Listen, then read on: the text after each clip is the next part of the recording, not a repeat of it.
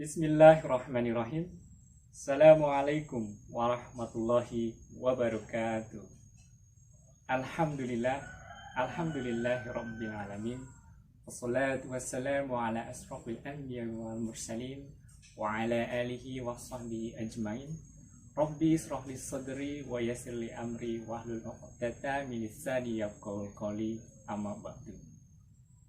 Yang terhormat Ketua PGRI Kabupaten Banyumas beserta pengurusnya, yang kami hormati Ketua PGRI Kecamatan Somagede beserta pengurusnya, yang saya hormati seluruh anggota PGRI Kabupaten Banyumas ngaji bareng PGRI Kabupaten Banyumas. Pertama-tama, marilah kita panjatkan puja dan puji syukur kehadirat Allah Subhanahu wa Ta'ala, yang mana alhamdulillah pada tahun kali ini kita masih diberi kesempatan untuk menyambut bulan Ramadan dan menjalankan ibadah puasa Ramadan bersama keluarga dan saudara. Yang kedua, salawat serta salam tidak lupa kita junjungkan kepada Nabi Agung Muhammad Sallallahu Alaihi Wasallam, yang mana semoga kelak kita di yaumul akhir kita mendapatkan syafaat dari beliau. Amin, amin, ya robbal alamin. Pada kesempatan ngaji bareng PGRI Kabupaten Banyumas kali ini akan disampaikan materi oleh beliau Bapak Muhammad Ihsan SPD, Guru Pendidikan Agama Islam dari SD Negeri 2 Tangerang, Kecamatan Somagede, dengan judul Adab-Adab Sahur. Dengan mengucap Bismillahirrahmanirrahim, mari kita ikuti materi kali ini. Bismillahirrahmanirrahim. Assalamualaikum warahmatullahi wabarakatuh. Innal hamdalillah nahmaduhu wa nasta'inuhu wa nastaghfiruh wa na'udzu billahi min shururi anfusina wa min sayyiati a'malina. May yahdihillahu fala mudilla lahu wa may yudlil fala hadiya lahu. Asyhadu an la ilaha illallah wahdahu la syarika lahu wa asyhadu anna Muhammadan abduhu wa rasuluh. Allahumma salli wa sallim wa barik ala habibina al-Mustafa Muhammadin sallallahu alaihi wasallam wa ala alihi wa sahbihi ajma'in. Yang terhormat Ketua PGRI Kabupaten Banyumas beserta jajarannya, yang kami hormati Ketua PGRI Kecamatan Somagede beserta jajarannya, yang kami hormati seluruh ketua PGRI se-Kabupaten Banyumas dan jajarannya, serta para pemirsa dimanapun berada. Marilah kita bersyukur kepada Allah Subhanahu wa Ta'ala atas limpahan syukur yang terlimpah kepada kita. Terlebih nikmat telah diberikannya kesempatan yang tidak semua orang bisa menikmatinya, yaitu nikmat kesempatan beribadah di bulan suci Ramadan. Nabi Muhammad sallallahu alaihi wasallam bersabda, "Ni'matani maghbunun fihima katsirun minan nas, as-sihhah wal faragh."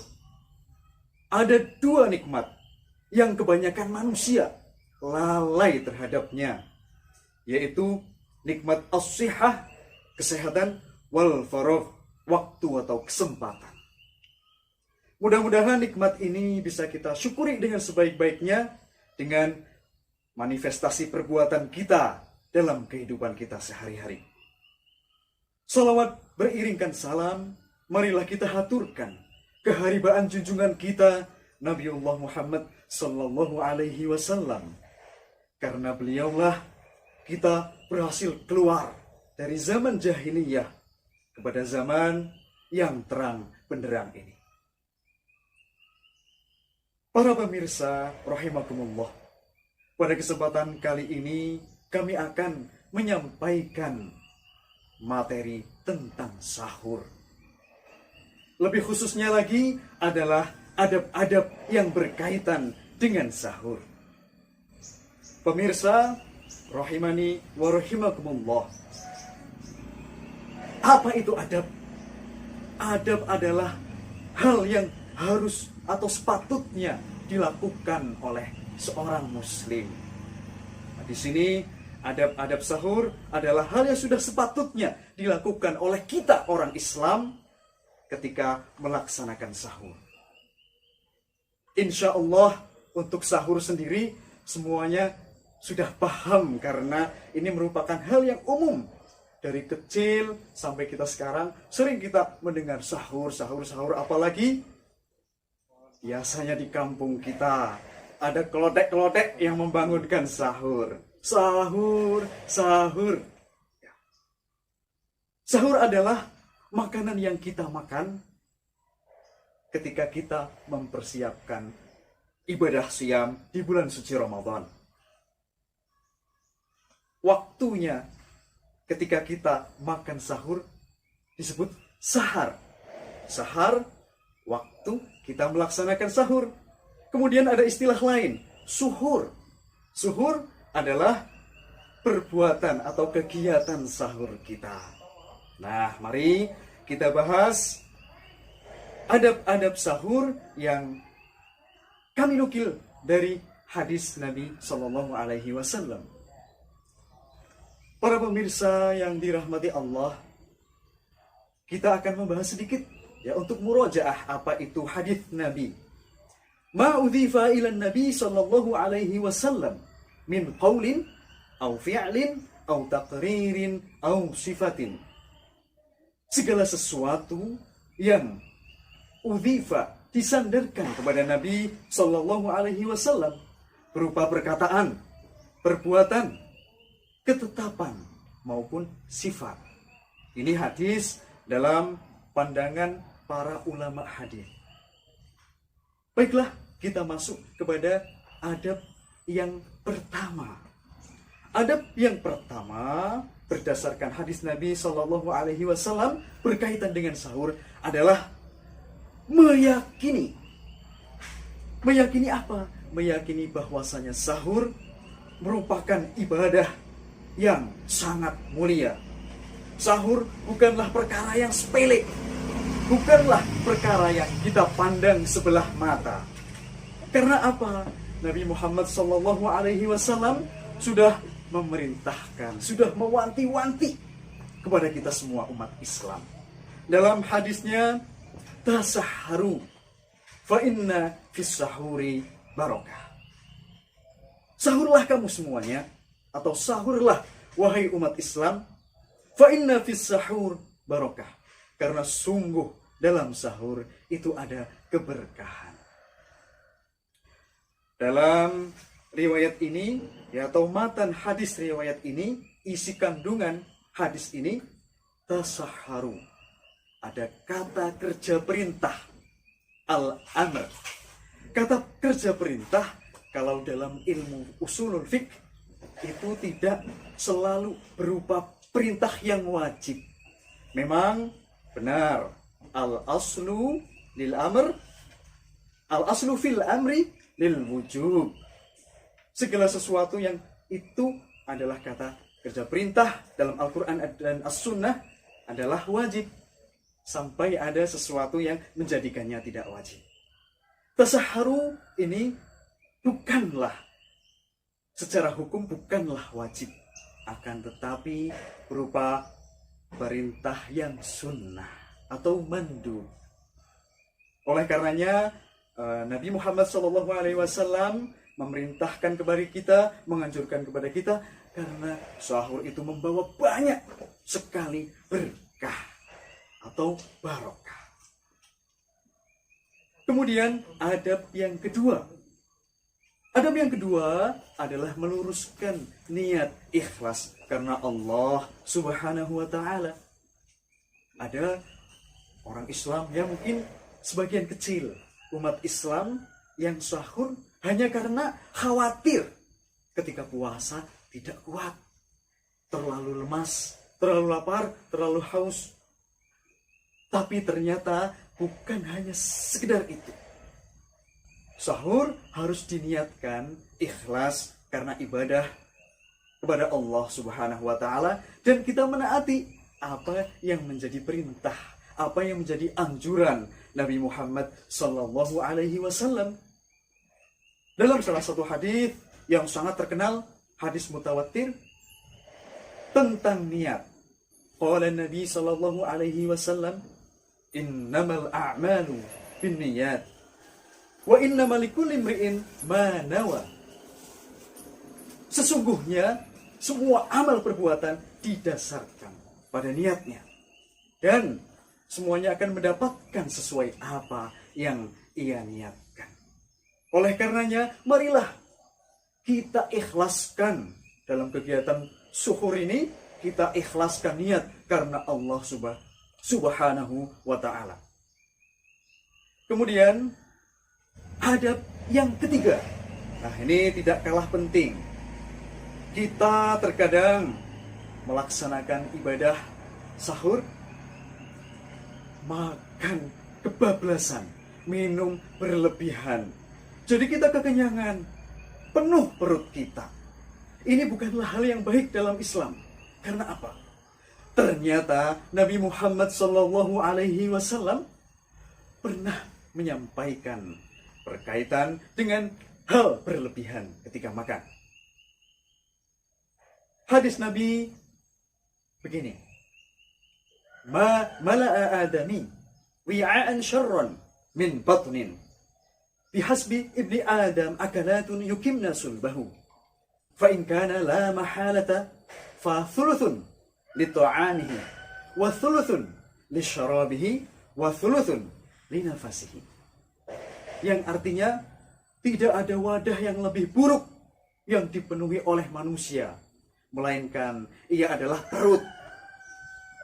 Fa in kana la mahalata, apabila ia tidak mampu mengisi dengan beberapa suapan, ya, akalat yuqimna sulbahu, beberapa suapan untuk menegakkan badannya, untuk digunakan dalam beraktivitas. Apabila dia tidak cukup beberapa suapan, maka anjuran Nabi adalah sepertiga untuk makanan, sepertiga untuk minuman, dan sepertiga untuk nafas atau untuk ruang kosong udara.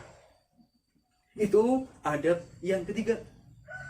Kemudian adab yang keempat berkaitan dengan sahur adalah mengakhirkan sahur. Atau kita mengambil waktu akhir ketika sahur. Batasannya adalah ketika azan subuh. Jadi sudah azan subuh, itu berarti sudah masuk waktu subuh, sudah masuk fajar, sudah tidak boleh lagi makan dan minum. Nah, mengakhirkan sahur maksudnya adalah kita melaksanakan ibadah sahur tidak terlalu lama jaraknya dari azan subuh. Nah, dalam hal ini ada hadis Nabi Shallallahu Alaihi Wasallam yang diriwayatkan oleh sahabat Anas bin Malik, yang ia menukil dari sahabat Zaid bin Thabit. Begini, tasahharna ma'an Nabi Shallallahu Alaihi Wasallam, thumma qumna ila shalah. Qala li Zaid, kam bainal adhan was sahur? Qala qudratu 50 ayah. Suatu ketika Anas bin Malik bertanya kepada Zaid, yang ketika itu Zaid pernah sahur bersama sahabat-sahabat yang lain dengan Rasulullah SAW. Zaid bercerita, kami pernah melaksanakan sahur bersama Nabi, kemudian kami melaksanakan sholat bersama, yaitu sholat subuh. Anas bin Malik bertanya, jarak antara adzan dan sahurnya Nabi itu berapa? Dijawab oleh Zaid bin Thabit, qudratu 50 ayat, sekitar membaca Al-Quran 50 ayat. Nah, ini bisa kita kira-kira antara 15 menit sampai 30 menit. Dan kemudian adab yang kelima, ini masih berkaitan dengan hadis yang barusan kami sampaikan. Nabi Muhammad Shallallahu Alaihi Wasallam ketika sahur, kemudian adzan, langsung bergegas untuk melaksanakan sholat subuh berjamaah. Nah, ini jadi adab yang nomor 5.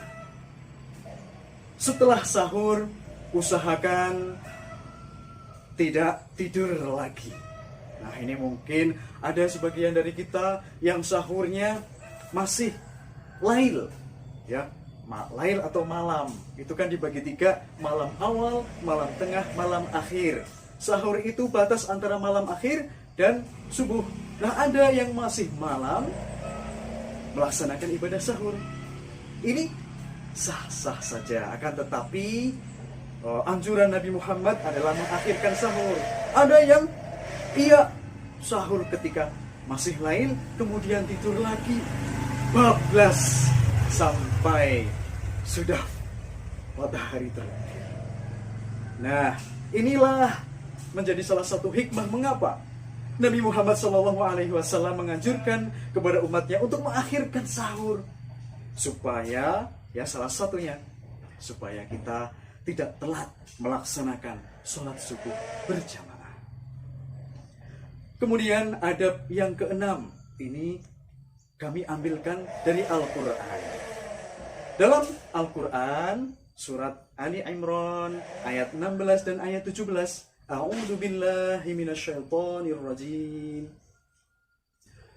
Walladzina yaquluna Rabbana innana amanna faghfir lana dhunubana wa qina 'adzaban nar.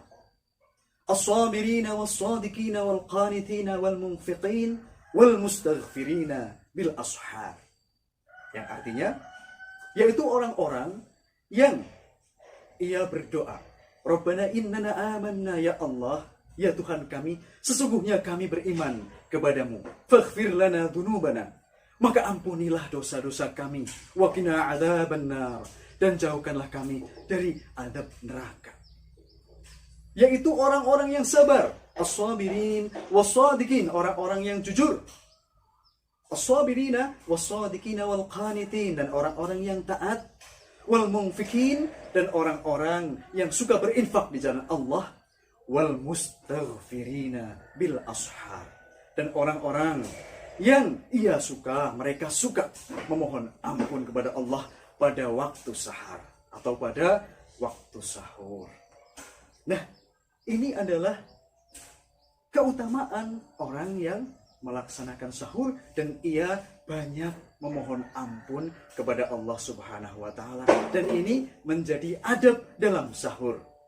Kita bisa banyak beristighfar kepada Allah dengan versi yang singkat, astagfirullah atau astaghfirullahaladzim, atau bisa juga dengan doa ini atau doa-doa yang lainnya. Rabbana innana amanna faghfir lana dzunubana wa qina adzaban nar. Demikianlah materi tentang sahur pada sore hari menjelang berbuka ini. Mudah-mudahan yang sedikit ini ada manfaatnya. Dan kami mengingatkan kepada diri kami sendiri dan juga kepada para pemirsa sekalian. Marilah kita sisihkan sebagian rezeki kita untuk saudara-saudara kita yang sampai saat ini, sejak berbulan-bulan yang lalu, dalam keadaan yang sangat mengenaskan. Karena apa? Di sana dilanda perang yang tidak berkesudahan, bahkan lebih cenderung ke pemusnahan atau genosida. Mudah-mudahan saudara-saudara kita di Palestina sana mendapatkan kemudahan dari Allah Subhanahu wa taala sebagai berkah bulan suci Ramadan. Akan tetapi selain kita mendoakannya, marilah kita wujudkan dengan perbuatan nyata, dengan amalan nyata. Kita infakkan, kita sedekahkan sebagian rezeki kita untuk mereka. Terima kasih. Wabillahi taufiq wal hidayah. Wassalamualaikum warahmatullahi wabarakatuh. Alhamdulillah telah kita saksikan bersama materi kali ini tentang adab-adab sahur yang disampaikan oleh Bapak Muhammad Iksan. Semoga bermanfaat dan bisa diterapkan. Kami mohon undur diri dan mohon maaf jika ada salah-salah kata yang kurang berkenan. Akhir qouli wallahul muwaffiq ila aqwamit thoriq. Wassalamualaikum warahmatullahi wabarakatuh.